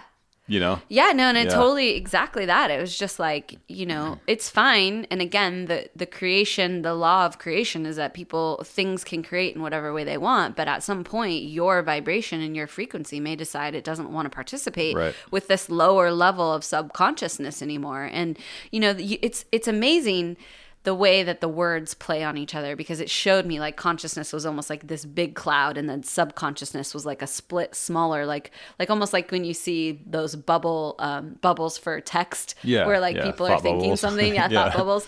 And so it was like down from the bigger cloud was like this smaller cloud. And I was like, oh yeah, subconsciousness, like less than, below, like even the word itself explains it. And then, you hear people talking all the time about how we live from our subconscious, how we don't, we're creating from our subconscious thought. We're not in control of it. We're not in the direct download of God consciousness. And so we're creating from this lower, from your lizard brain, from your lower vibration. And so, but it explains so much. It explains so much of like why we are the way that we are, and it gives you a sense of like surrender, like, okay, let's stop blaming, let's stop trying to control our subconscious and like strong arm it into behaving the way we want. Let's actually just get back in alignment with like our higher consciousness and start creating and activating from there. And like that's your choice. You have that choice as a human to decide which place you want to be creating from. Yeah. It's pretty cool. Freaking cool. Yeah. I mean, I could spend a whole podcast on that particular set of question and answers with God. And it was just unbelievable, the insights that were offered, really, is how I feel. Yeah. But this isn't just all about me. But it was an incredible experience. And night 2 for me was truly, truly beautiful, inspiring, and gave me so much hope for how to organize myself and how to be present for others if they want to organize that way as well. Yeah. Yeah. That's cool. Yeah. Super cool. So night 3. Night 3. Night 3 was not so cool. Man, it was great for me. Yeah. Go ahead. Tell us about your...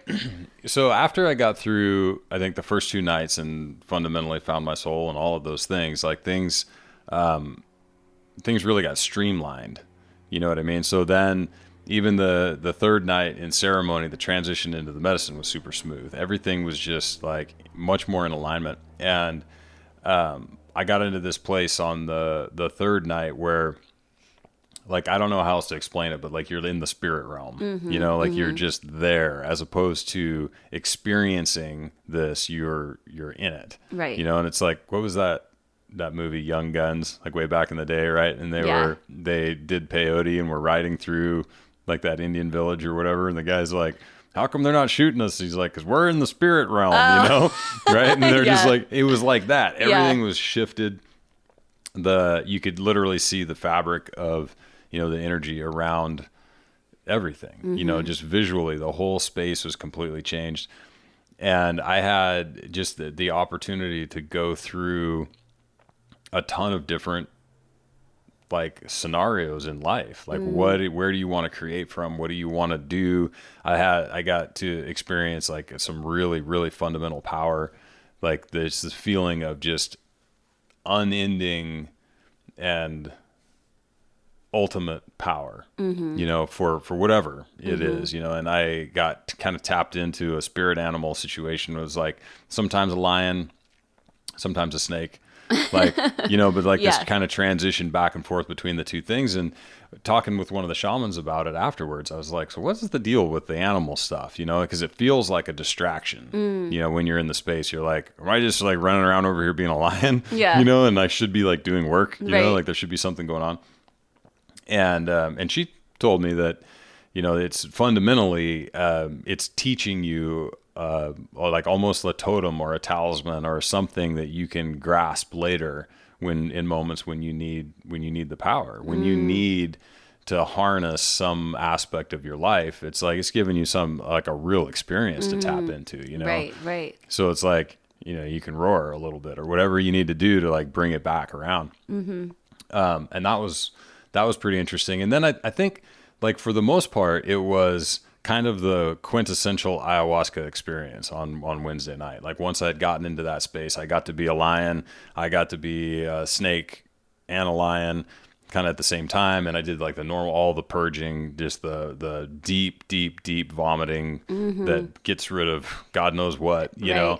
And I kept going in and asking, you know, well, what is this? Like, what did I just get rid of? You know, and I got no answers. Like, you know, which I guess it's just kind of how it goes. You know, you don't get a literal answer for everything. But yeah. What else happened on Wednesday night? I don't know. I'm not sure. Yeah. Yeah, I think that was it. I think for me, the third night was all about suffering.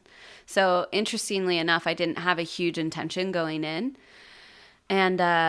And so one of the things I said sort of briefly is, you know, I felt so good from night 2 that I was almost, in a way, I think I sort of invited, like, if there's a burden or like a load that I can carry to help with like the group need or the global need of what's here, I'm open for that. And so she decided to teach me about suffering. Deep suffering. And I suffered like physically, emotionally, and mentally very, very, very deeply for most of the night. And you know, a lot of times when you're suffering on plant medicine, if you're purging or you're, you know, working through something that hurts, typically you feel like when you surrender to it, it will usually commence and maybe you'll throw up or you'll have diarrhea or you'll burp or you'll yawn or there's all these different kinds of purging. You shake, something will happen where the energy will actually leave and you'll feel a sense of relief. But the point for me was to feel no sense of relief, to feel deeply pained and to truly understand what it feels like that for people that are suffering. And in fact, at one point she said, there are some people out there who would rather die than feel this pain. Right. And I could feel the pain that those people feel. And I knew exactly what it felt like to be in that body and in that experience. And I just had to completely surrender it. I had to just be totally willing to be in the suffering and just fully experience it, you know, and there was nowhere to run. There was nowhere to hide. There was no getting around it because I'd agreed to this lesson and I'd agreed to it being important for me to understand what this was all about. And so I just surrendered to it. And I don't know how many hours. It could have been 1 hour, 10 hours. Like, I'm not sure how many hours I was in that. But eventually I got to the point where I was able to throw up. I was able to purge some of that energy. And then the lesson after that was like, isn't it amazing when that suffering is relieved, when something relieves another suffering? And so the whole point really was teaching me about the impact you can have when you help to alleviate suffering in the world, what a difference you can make for people by sharing your love and sharing your light and just being there for people, just holding that space for them and being with them in their moment. And it was really beautiful. I mean, as painful as it was, which truly was the most painful psychedelic experience I'd ever had, I was so, so grateful. And it was so, so beautiful. And it was equally as light and uplifting and wonderful at the end as it was painful in the beginning. And I invited this experience in. I mean, don't get me wrong. Like, I invited because this is part of my path as a seeker and as a a healer, maybe, I don't know, Right. whatever term you want to use, but to understand this stuff. And so it was really beautiful and powerful. Yeah. Yeah, that's cool. Yeah. Yeah, actually, now I'm remembering a little bit more because you you were down and out. So our friend Erin was there with us, and she and I had a pretty similar night. Like we were animaling out, you know what I mean, raging around the astral planes, having a good old time, you know, and then we're like looking for Vanessa, and we're like, where is she? And you were still laying in your bed. I was like, oh no. Yeah, You were exactly. Yeah, it was deep. Yeah. Yeah, it was, but it was great. I mean, honestly, it's what I asked for, and it's for who I want to be and how I want to live my life. It was an important experience for me to really deeply have. Because, you know, you understand, oh yeah, people are sad or they're suicidal or life hurts or whatever, but you don't really understand the pain that exists in their body, Right. the pain and the sorrow that exists in their mind. And, you know, ultimately, you know, it's like these plants are a way to relieve and alleviate that suffering. And, you know, I really got that, like, she can help to alleviate that. And, you know, and I can in my own way, but she fundamentally was pretty masterful at it. Yeah. She's pretty much like the legit. Got to figure it out. If you're suffering, it's a good place to go. antidote. To go get that looked at. Yep. So, so the first 3 nights were in the sort of pretty close to the Peruvian Shipibo tradition of ayahuasca. Right. And so those ceremonies start at sunset, basically, and end somewhere around midnight, 1 a.m., something like that. And by design, right? So the early part of the evening and that medicine specifically are, I don't know, put together, I guess, to connect you more with the astral plane, right? So more ethereal, more universal connection, and more of that kind of stuff. And then Thursday night is the Yahe tradition, which is the Colombian ayahuasca tradition fundamentally, which uses a different MAO inhibitor. And it's a super cool name, but I can't remember what it is. It's not chacruna, but it's something else. And those ceremonies start sometime after dark, usually 9, 10 o'clock, something like that, and they roll all the way through sunrise. And the thought being that the Yahe, or Yahe, I don't know, I can get the Yahe is much more connected to the earth. This is nature. Yes. And that is the time, like, so the morning hours are the time of nature, right? So it's a different experience fundamentally, and it's a little bit different tradition. So it's much more like there's music on every night, but it was live music fundamental to the experience. Yes. Yeah. And healings and a lot of very active shamans Yes. shamaning like crazy. Yeah. The spiritual car wash. There's all of this stuff that goes into that night, and what an experience. Yeah. Truly beautiful and profound and deep, because you're going all night. So many of these ceremonies you start, I think we were starting at 5:30 and going to like 1, 2 in the morning. So this one we started at 8:30, which means we were all drinking by maybe 9:30 or something, and went literally until the next day. And So like 9 a.m. or so, we kind of rolled out of the ceremony space. Yeah, exactly. So it was literally an all-nighter, but it was really beautiful. And I think, you know, the connection, the deeper connection that particular medicine has to nature and the plants, particularly in Costa Rica, was just magnificent, because Costa Rica is so rich with trees and flora and fauna, and just all the energy there is so powerful. And in fact, I was looking out the window at one point, and this tree looked at me, and it was like, it said something like, "I love it here. They protect us here, you know." And it was, you know, talking about how protective the Costa Ricans are about the forest spaces. And I was like, I do know that, actually. That's quite cool. Your little seed landed in the right spot. Yeah, totally. Yeah.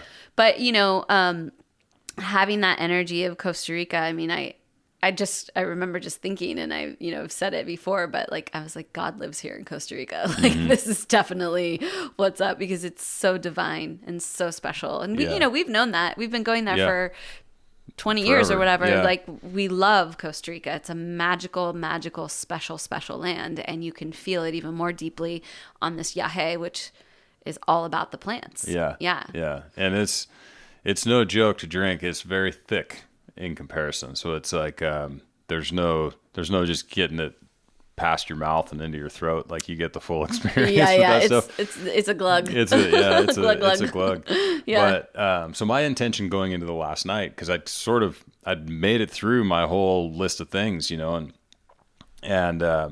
like Jerry actually made the point at one point. He's like, so if you sort out these three things, if you find out who you've become, you merge with your soul, and you heal your heart, then all of a sudden, all the answers you were looking for aren't even going to be, like, the questions for those answers aren't going to exist anymore. Right. And that's really kind of true. You get through it and you're like, okay, well, shit, now that all of this is in alignment, like, I don't know. I'm not that worried about, like, who stole the cake in my third grade, whatever, like whatever question you had. Right. And so I went in with the intention of just trying to understand the plants, the plant medicine, and how it accesses consciousness. Like, that was my intention. And the shaman sort of helped me kind of delineate that a little bit. And he's like, yeah, so you want to study consciousness. And I was like, yeah, actually, that's exactly what I want to do. And so I did. And I went deep, like four cups deep that night, which was pretty intense, but it was profoundly interesting. And what, like, the major takeaway that I got from it was sort of access to this stillness. There was like a connection that I tapped into like 3 different times throughout the night that was, it was almost like something showed up just above my eyesight, like outside of my head. So if you were looking forward, you just kind of tip your eyes up a little bit and you'd be able to see it, so it's like right there in your field of view. And it was like, I could tap into it as like the ultimate stillness and like fundamental intelligence of the universe. I don't know how else to say it. And it's not like I was getting some downloads or something, but it was like there and able to access. And then from that space, everything around me seemed incredibly clear. It was like, and I actually had one of the shamans explain it the next day.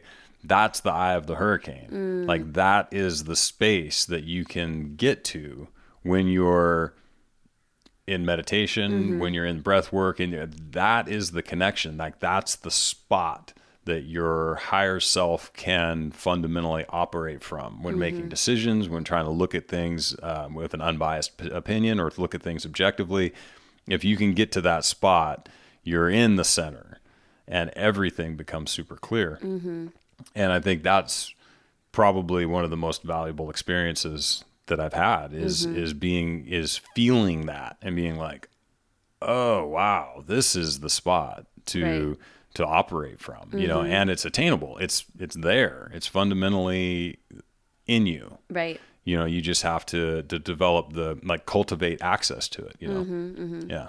Yeah, that's amazing. Yeah. I think that, you could start to see some similar themes that arrive for people, when you start asking these questions, you suddenly realize that like we do have a direct line to this thing, that it just takes something to come in alignment with it. And I guess we can just call that, we might want to call this show alignment, because that's where we keep coming back to, but it really is possible. You just have to create your life in a way that gives you access to it. And if you're eating shitty food and you're not out in nature and you're watching terrible things on TV and you're listening to the news, that eye of the storm is not accessible to you. Yeah, you are not in the fray. Yeah, you're not creating an accessible line to it. And so, I think this is the big takeaway for us in this experience, is that we have to be responsible for the way that we create our lives if we want to maintain that connection to the divine purpose of our souls and want to live from a place of full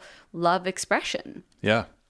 Yeah. And I think that it might be the only actual way to do it and truly be happy. Yeah.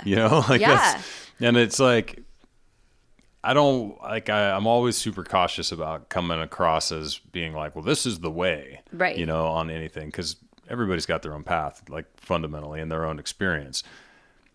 but man, it sure seems like happiness revolves around having this shit sorted out, Yeah. and like real true happiness. And everybody knows somebody who's, uber successful in every sort of generally culturally accepted norm.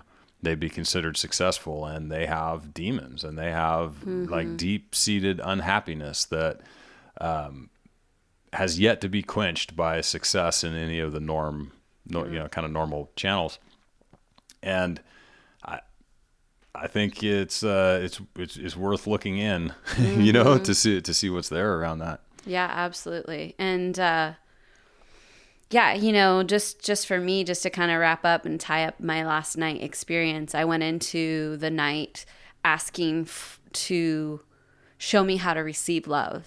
And this might come as a shock to people, but I actually am really good at giving it, but not so great at receiving it. Yeah. So I really wanted to look at, I can receive, like, obviously, someone hugs me or says something nice. I feel it and I receive it, but it doesn't deeply change the way I truly feel about myself. I'm still like, okay, yeah, but I still need to fix these things about myself. Right. Like, they don't really know. Like, all the things. If they really knew me, they wouldn't say that. Exactly. Right. Exactly. And even though cerebrally, like, I can even rationalize, like, no, I'm great and da da da. But like, to really embody and have it completely downloaded into your system is a different thing. And so I spent the night learning how to receive love. And part of that was learning how it's different. So people give you love in different ways, and that oftentimes I want to control how I'm receiving love. So if Adam loves me, I want him to do it in a certain way.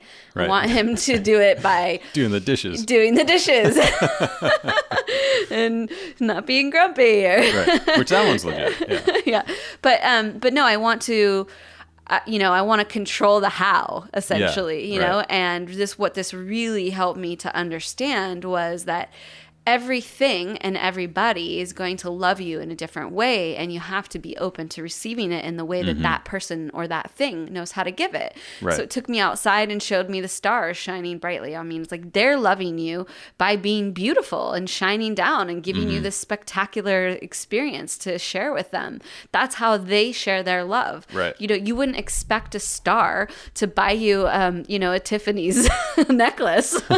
Like you would expect it to share itself in the way that it knows how, which is being beautiful and shiny, And so it was really helping me to understand that there's so much more love coming at me than maybe I'm able to recognize and receive, and that I have to be open to the way that it presents itself. And then it also took me back all the way to my childhood, and I had this memory actually of being in 6th grade, and there was these 2 boys in my class, and they were so mean, and I used to have crooked teeth, and they used to make fun of me, and they like broke my heart. Like they like really hurt my feelings. I was like, they were mean. Yeah. Like they were actually just mean boys, and they thought it was funny, and they were bullies, and it started a whole cascade of rejection, or feeling self-conscious, or feeling not beautiful, not lovable, not all of these things. And, I've shared here before, actually, I don't know if I shared it on Connor's podcast, but, I had an experience of, I did share of, when I was conceived, of my mom not really wanting me at first, because she had a 9-month-old baby, and she was like, holy shit, here I'm pregnant again. And she was like not able to process that I was there yet. And so she just like energetically ignored me for like, I don't know how long it was, but the bottom line is I was rejected. Like that was my first experience coming into the womb and feeling like, oh my God, no one loves me. And so this cascade of events, that experience, and the boys, and, just this whole cascaded throughout my life, where there was all this rejection story, made it so that I was guarded from receiving love. Yeah. And I wanted to control it, because I only knew how to receive it in the ways that were comfortable. And so this just literally stripped off like all of that. And Adam said something about the spiritual car wash, where the shamans actually do a healing on you. And they have these what are they? They're like leaves, plant leaves, Yeah. and they're tied together in like fans. little fans. Yeah. Yeah. And they kind of shuffle them around your skin and your head, and there's, doing the eat gross and chanting. And I literally saw the plants from outside come in to the room, join into the fans, and they literally scrubbed all that rejection out of my being. Like, literally like scrubbing bubbles style. I'm going to scrub all this rejection out so that you can be free to receive love. And it was like, there couldn't have been a better way to end the ceremony for me. Yeah. Like, oh my gosh, like I can actually receive love Healed now. your heart. Yeah, it healed my heart. Yeah. So it was amazing. It was just such a beautiful, powerful, and supportive experience. Yeah. Yeah, and the music. My God, man. These guys, it was, so what was there? There was the guy strumming the guitar. Right. One guy on drums, harmonicas. Was there two guys on drums? Might have been two guys on drums. Yeah, I think there's two guys on drums. Like these little harmonicas, and then the shamans themselves are wearing, in the Yahe tradition, they're wearing like these necklaces that are made out of like boar's tusks and stuff like that. So they rattle. They got like these rattles, and then on their ankles they have these shakers, these shaker things, and so everything. And what they were explaining is like when they're doing their thing, the music and the shakers and the like, all of that energy brings about the healers, the ancestors, the people, like the what they're doing, the work they're doing requires that, Yeah, absolutely. And so you would see while they're working, so they'd call up like 15 people in like a semicircle, and the shamans just go to work on them, Right, and it's just like they move from one person to the next, and you could see when things would start to like level out a little bit, Leo, the main shaman, he'd like stand up and he'd get his foot going and just crack, crack, crack, and the band would get fired up, and whoa, and the energy in the room would just soar. Yeah. And then he'd be like, bam, right back into it. And, the chants and they just whip it up. Yeah. Like anytime, as soon as something starts to get flat, they just whip up this cacophony of beautiful music, Oh, so powerful. And, one thing, I think there was about 70 people, 80 people. Yeah. And, when we first went, we were like, whoa, this is a lot of people. We were both, admittedly like a little nervous to be in such a large ceremony group, because we'd only participated with maybe 20 or so before. And I have to say that I loved it. I loved the big group. There was like, the energy was just so tight and beautiful, and it just held. It just held so well because there was a bigger group. So if anyone out there is considering this but hasn't been in a bigger group or has concerns about that, rest assured, like, the large group is what's up. It was amazing. Yeah, and they have way more than enough help running around the deal, and the space is massive and open, and you can go outside. There's a fire pit, there's a whole yoga deck with speakers on it. It's like, well, the place is built for this experience. That's what's amazing is you're like, God bless you, Jerry. Like, Jerry is the founder and just a legit beautiful man. I mean, you'll get to meet him if you go, and he's just such a wonderful human, and you're just like, you're blown away and so proud and grateful that a place like this exists on the planet, where this kind of work is taking place, this kind of deep commitment to transformation exists and is happening, and you just the space is incredible. It is. And, there's something, because this was certainly a thing that I went through, initially researching ayahuasca and trying to figure out like where and how to do it.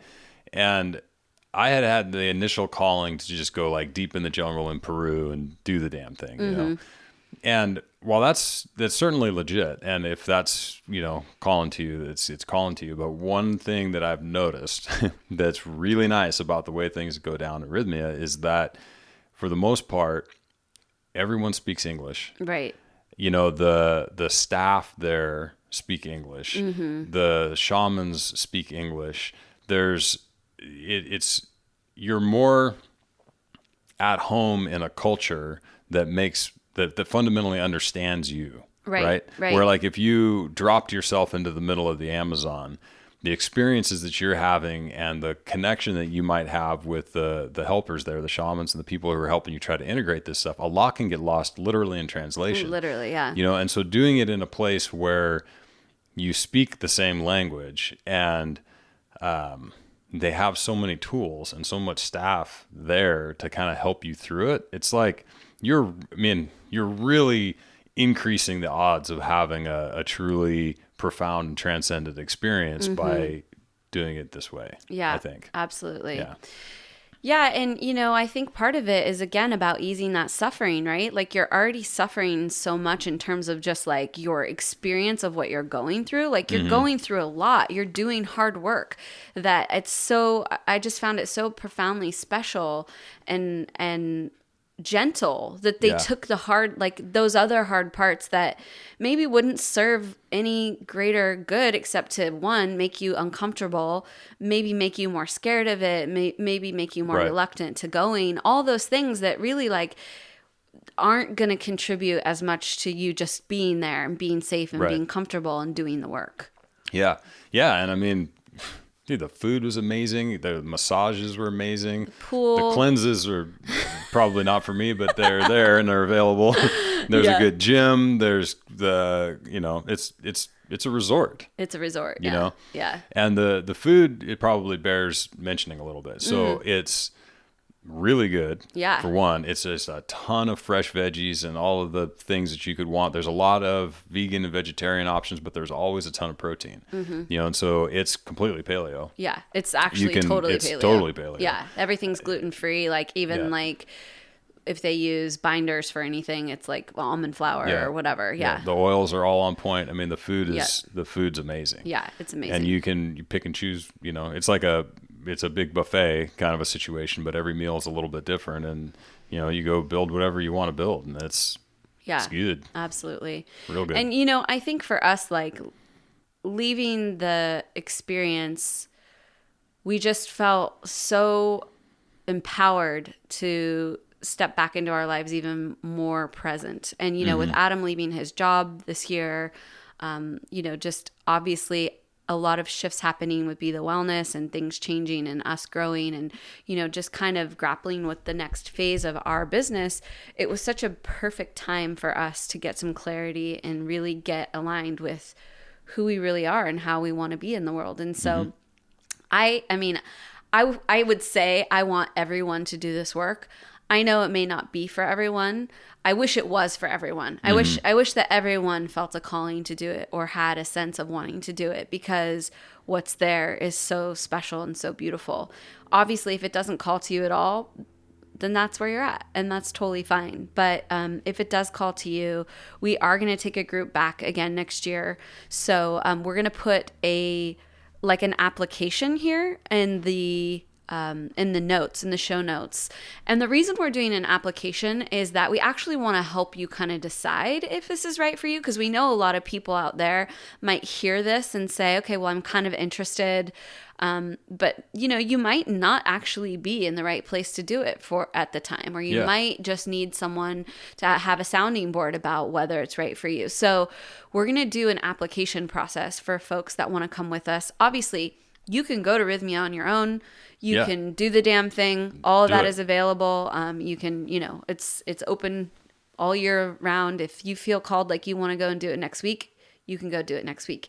If you do want to go with a group and you want to have that extra support, and I will say having our group was amazing. Yeah. It was so, so special to have. There was a total of 10 of us, and it was just so special to have your people, like your thread to who you're becoming. And people, again, like our retreats where you step into who you're going to become, and then now there's this group of people who see you as that. It's very reaffirming, it's very supportive, and it's really beautiful to have that support.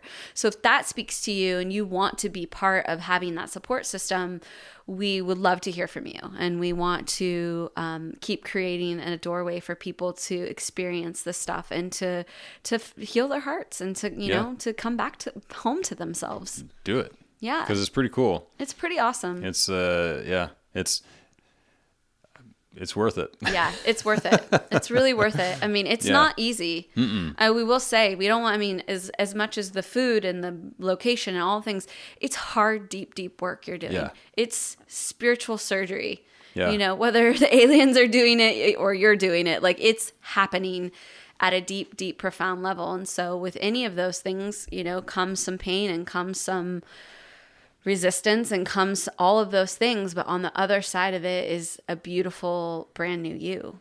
And it's just, it's like, it's priceless. Yeah. Yeah. Yeah. And it's yours to keep. It's yours to keep. Yeah, exactly. So anyhow, if you've been listening to this podcast and thinking, sounds interesting, I'm curious, fill out the application. You can schedule an appointment to chat with me about it. And just, you know, or if you want to chat with Adam, you can let us know as well. And we really just want to be a conduit for people to have more access and comfort to doing this, because we know it can be scary and intimidating. And so we just want to be a stand for that. Yeah, totally. Yeah, we'd hate to see somebody not do this because there was some logistical question. Right. You know what I mean? I'm just like, how does it work? You know, right. What do Or I do? even you just want to do it, but you don't know anyone you can talk to about it. And you feel scared to say it even to your friends. They're going to think you're crazy. And quite frankly, to have that conversation with someone that you already know what their viewpoint is going to be, then you already know what the outcome is going to be. So if you just want to have a conversation from a place of curiosity and possibility, like, okay, then we can help provide that and, you know, foster that conversation. And it may not be right for you, but we can, you know, at least you have someone to talk to about it. Exactly. Yeah. So Bam. We hope you guys enjoyed this podcast. Yeah. Hopefully you got something out of it. Yeah, it was quite an experience, and we want to send a special shout out to our bees who were with us.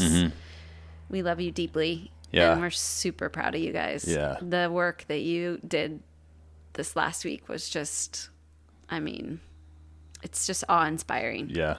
Yeah, it's true. Yeah, inspiring is the word.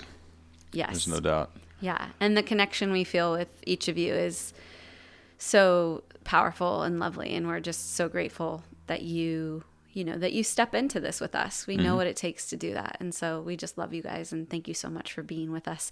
You know who you are. We're not going to say your names because we're not sure if you want us to shout out that hard, but you know who you are, and we love you. Yeah, we do. All right, so we hope you guys have a beautiful week. We'll see you next week. Indeed. And if you feel like following us on Instagram, head over to bethewellness.com. Sorry. Head over to Instagram.com/bethewellness. You can also go to bethewellness.com. Yes. And just look around. Yep. Because there's cool stuff there. There is cool stuff. Absolutely. All right, guys. We'll see you next week. Bye. Bye.